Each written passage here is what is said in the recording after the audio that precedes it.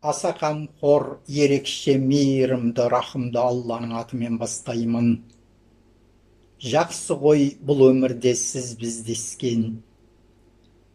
Жақсы ғой бұл өмірде сіз біздескен.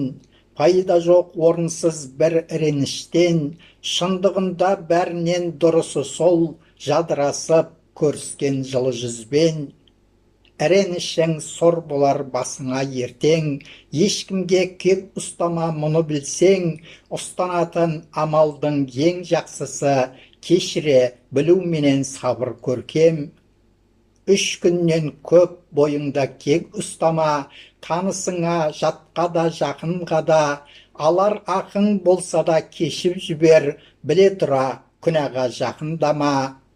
Нәпсімен күрес деген осы міне, ашуыңды ақылмен тез тізгінде, бұл ісіңе қиналар сайтан малғұн, Алла разы кісіні кешіргенге. Дінің осы жақсыны үйретеді, жолын кесіп малғұнның күйретеді, кешіріммен бірлікке ымыраға, келуді бейбіт түрде ту етеді. Жақсы ғой бұл өмірде сіз біздескен, пайда жоқ орынсыз бір іреніштен, шындығында бәрінен дұрысы сол, жадырасып көріскен жылы жүзбен.